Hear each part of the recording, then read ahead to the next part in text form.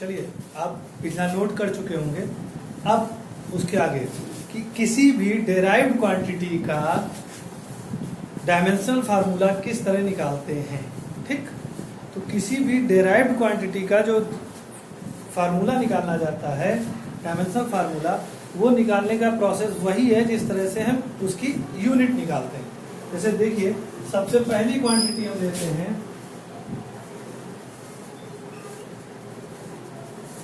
Area,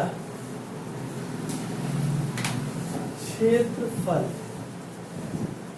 हमने पढ़ा क्षेत्रफल का फार्मूला होता है L into B, length into width, यानी लंबाई इंटू चौड़ाई। ठीक, अब देखिए L इंटू बी, तो L का जो आप नापेंगे तो उसकी फंडामेंटल क्वांटिटी होगी लेंथ, यानी कि L का कैपिटल है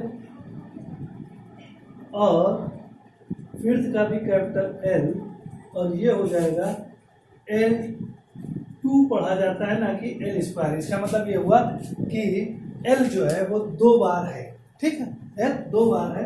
अच्छा, एक चीज और जान लीजिए कि अगर मान लीजिए कि कई क्वांटिटी एक साथ आ गई, लेंथ भी आ गई, मास भी आ गई, टाइम भी आ गया, तो हमारा सीक्वेंस क्या होता है, क्रम क्या होता है उसको लिखने का। तो हमारा जो क्रम होता है वो होता है M L T A theta CD और मोल, ये हमारा क्रम होता है लिखने का। M L T A theta CD मोल। ठीक है, तो जैसे मान लीजिए कहीं ऐसे नॉर्मली आपका एरिया का ये लिखा रहता है, लेकिन ये होता है कि 3 चीजें नॉर्मली एक साथ लिखी जाती हैं, M L और T। तो वो अगर उस फॉर्म में इसको लिखना हो तो इसका तरीका होगा M, अब जब M यहाँ पर नहीं है तो M की पावर 0, L 2 T की पावर 0। तो ये और ये फार्मूला सेम है, तो कंफ्यूज मत होइएगा। ठीक है, अब दूसरे का निकालते हैं। मान लीजिए कि दूसरा हमारे पास है स्पीड, स्पीड यानी कि चाल, और स्पीड का फार्मूला आपने पढ़ रखा है क्लास 9 में कि डिस्टेंस यानी कि दूरी बटे टाइम समय। अब देखिए डिस्टेंस आपकी किसमें नापोगे, डिस्टेंस हमेशा क्या होगी, एक लेंथ होगी, और लेंथ की फंडामेंटल क्वांटिटी का क्या है कैपिटल L, और टाइम का क्या है कैपिटल T। तो हम क्या लिखेंगे, equals to L upon T। तो जब हम L अपॉन T लिखेंगे तो एक चीज और ध्यान रखिए कि अपॉन में कुछ नहीं रखा जाता है। अपॉन में डायमेंशनल फार्मूला निकालते वक्त अपॉन में कुछ नहीं रखा जाता है, तो ये जाएगा ऊपर, तो ये हो जाएगा equals to L T minus 1। ठीक है, इसी तरह अगर तीसरा निकालते हैं,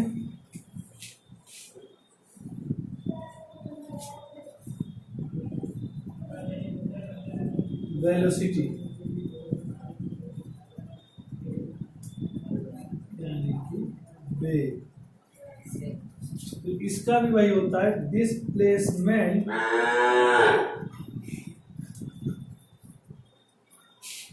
यानी कि विस्थापन बटे टाइम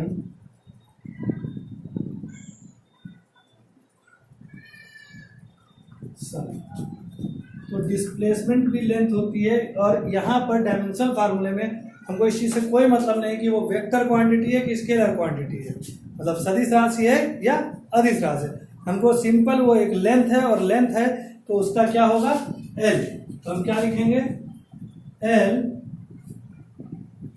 अपॉन T, तो ये हो जाएगा L T माइनस 1। इस तरह हम क्या देखते हैं कि वेलोसिटी और स्पीड का जो डायमेंशनल फार्मूला है ये आपस में सेम, ठीक। इसमें बहुत सी क्वांटिटीज ऐसी हैं जिसमें फार्मूला सेम है। अब देखिए इस तरह आपको बहुत सारे डायमेंशनल फार्मूले निकालने रहेंगे, लेकिन सारे डायमेंशनल फार्मूले की मैं आपको एक पीडीएफ भेज दूंगा। जैसे जैसे आप आगे चैप्टर पढ़ेंगे उस तरह वहां पर आप निकालेंगे, क्योंकि वहां पर आपको फार्मूला पता होगा और आपको डायमेंशनल फार्मूला निकालना आप समझ में आ गया होगा, तो वहां पर वैल्यू रख के हम निकालेंगे, ठीक है। बस अब इसके आगे हम पढ़ेंगे एप्लीकेशन ऑफ डायमेंशंस। अब देखिए अब आपका टॉपिक है एप्लीकेशंस ऑफ डायमेंशनल एनालिसिस, यानी कि विमाओं का उपयोग। सबसे पहला आपका टॉपिक है कि to find the unit of a physical quantity, मतलब किसी एक फिजिकल क्वांटिटी की यूनिट आपको ज्ञात करनी है अगर आपको डायमेंशनल फार्मूला पता है, ठीक। आपको नहीं पता कि उसकी यूनिट क्या है तो आप उसमें डायमेंशनल फार्मूला रखकर और उसकी सहायता से आप निकाल सकते हैं कि उसकी यूनिट क्या होगी। उसके लिए आपको दिया रहेगा कि वो किस सिस्टम में आपसे पूछ रहा है। तो सबसे पहले थोड़ी सी बात कर लेते हैं कि सिस्टम कौन कौन से हैं। पहला है एसआई सिस्टम, 9th में आपने पढ़ा होगा, ठीक है, जिसमें लेंथ को मीटर में, मास को किलोग्राम में, टाइम को सेकंड में नापा जाता है। अभी 3 ही बता रहा हूं कि मास यानी द्रव्यमान को लेंथ को यानी लंबाई को मीटर में, द्रव्यमान यानी मास को किलोग्राम में और टाइम यानी समय को सेकंड में नापा जाता है। उसके बाद दूसरी यूनिट आपकी है वो है CGS सिस्टम। इसमें लेंथ को सेंटीमीटर में यानी लंबाई को सेंटीमीटर में, द्रव्यमान को ग्राम यानी कि मास को ग्राम में और टाइम को सेकंड में ही नापा जाता है। तीसरा सिस्टम जो है वो आपका है FPS सिस्टम, ठीक है, जिसमें आपका लेंथ को फुट में,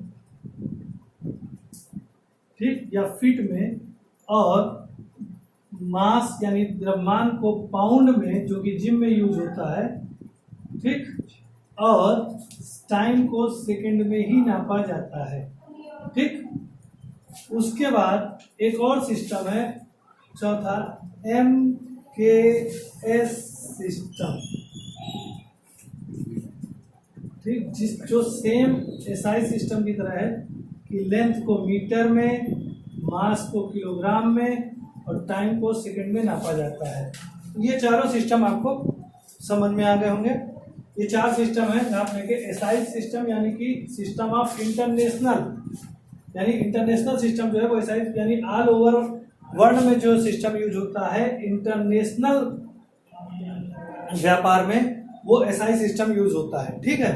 देखिए अब मान लीजिए कि आपको कोई एक क्वांटिटी दी गई है, कोई एक फिजिकल क्वांटिटी दी गई है और उसका फार्मूला आपको पता है, तो और फिर वो आपसे कह रहा है कि इसकी यूनिट आप इस सिस्टम में बताइए। सपोज कीजिए कि फोर्स यानी कि बल, इसका फार्मूला आपको दे दिया गया मास यानी द्रव्यमान इनटू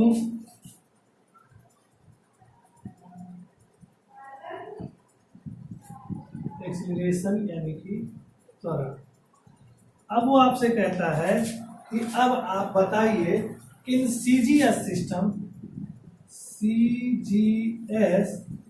सिस्टम में आपको ये बताना है कि इसकी यूनिट क्या है। सीजीएस सिस्टम में आपको क्या बताना है कि इसकी यूनिट क्या है। तो देखिए मास ये एक फंडामेंटल क्वांटिटी है और इसकी सहायता से हम क्या इसको सीधे सीधे रख सकते हैं, कैपिटल एम रख सकते हैं, ठीक। अब देखिए मास का हमने सीधे सीधे रख लिया, हम मास। अब एक्सीलरेशन आपकी डिराइव्ड क्वांटिटी है, तो कहीं ना कहीं ये किससे मिलकर बनी होगी, फंडामेंटल क्वांटिटी से। तो into change in velocity upon time. Okay, change in velocity. अब टाइम आपकी एक फंडामेंटल क्वांटिटी आ गई, मास आ गई। अब वेलोसिटी तो फंडामेंटल क्वांटिटी नहीं है, तो इसको फिर और तोड़ते हैं और फंडामेंटल क्वांटिटी में ले जाते हैं। वेलोसिटी मतलब वेग। वेग बराबर क्या होता है? डिस्प्लेसमेंट अपॉन टाइम, यानी कि क्या हो जाएगा? बराबर मास इनटू डिस्प्लेसमेंट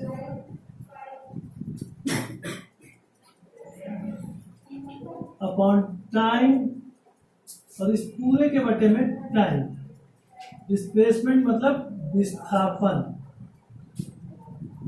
ठीक, अब देखिए मेन अपॉन ये है, तो इसके ऊपर वाला जो चीज अपॉन में है वो नीचे उतर के आएगा, और टाइम का मल्टीप्लाई क्या हो जाएगा? टाइम स्क्वायर हो जाएगा। यानी कि हमको क्या मिला? मास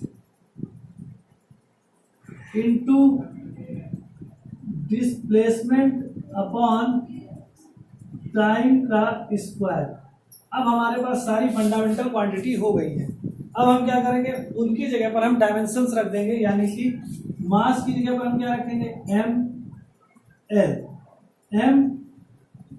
और एल, और टाइम की जगह पर हम रखेंगे टी, और इसका क्या हो जाएगा? स्क्वायर। हमने बताया था कि नीचे कुछ नहीं रखना है, सब ऊपर ले आना है, यानी कि क्या हो जाएगा? M L T minus 2। अब यूनिट बनाते हैं, तो यूनिट कैसे बनेगी? देखिए, इसकी यूनिट यानी कि मात्रक बनेगा सीजीएस सिस्टम में। क्या बनेगा? देखिए एम यानी किलोग्राम, लेकिन सीजीएस यूनिट में मास किस में नापते हैं? ग्राम में। तो हम लिखेंगे ग्राम, फिर उसके मल्टीप्लाई में क्या है? लेंथ। लेंथ किस में नापते हैं? सीजीएस सिस्टम में सेंटीमीटर, यानी कि सेंटीमीटर। ठीक, सेंटीमीटर। उसके बाद टाइम यानी s माइनस 2। तो ये आपकी हो गई सीजीएस सिस्टम में फोर्स की यूनिट, जिसको कि क्या किया जाता है कि पढ़ने के लिए, सुविधा के लिए उसको एक नया नाम दे दिया जाता है। तो यहाँ इसका नाम दिया गया है डाइन।